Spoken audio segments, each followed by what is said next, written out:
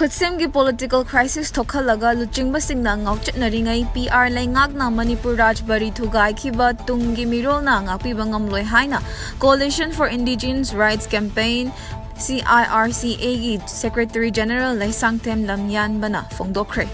Lamyan bana makata na haibda Manipur da leiriba PR laingak asina leibak asigi rule of law ngakna chatpa oirabadi Manipur Rajbari si kanagi yathang matung inna thugai khibano haibadu lauthokadabani thodok asigi matangda hanagi district and session judge tagi tadaba miyoy amana luchingba independent inquiry committee semba mathau tai committee aduda heritage site amadi archaeology gi maramda munna khangba sana konong loishangi mihut Lairiba Department ki maramda mayek singna khangma miyoy sing yawhanduna marik chumba report miyamda khanghanba mathau tai haina su phongdokhi. Hojik phawbada su official singdu makhoi da piba pakum singdu miyamda kasu teningai oide madu apung masibani haida do phawdum ekoi miyam apung masibani haida dum lawi aduga hai ba makhoi ki statement do singdo warol singado madu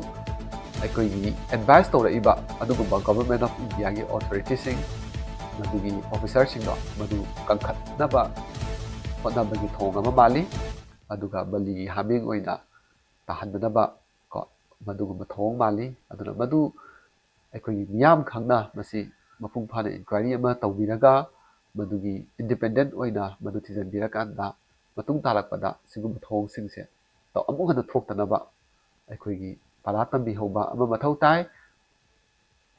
Jammu and Kashmir Police Department na Sindhuna Srinagar da chathariba tararak suba All India Police Judo Cluster Championship in Lishing Aniga Kunmanga da Taekwondo Masana gida Manipur gi mahut Sindhuna sarukya akiba Pomse team event da bronze medal lobong amkre. Tha asigi nipan dagi hauraga tha asigi tarataruk phawba chathagadaba championship aduda Manipur Police team da sarukya riba RK Dhanajit H Boboma DTH Sanjit Kumar ahumna nupagi chahi humfu makhagi kanglupta Pomse team event kida bronze medal lobong amkibani. A Bijan Singh na nupagi taekwondo masana gi KG humfu humdo gi kanglupta bronze medal amaga lobong amki. Amaramda lamdam sigi sakna rabi wushu sanaroy naran roshibina devi su wushu masana asida sarukya bagalona ngasi mahaki medal gi bout legani.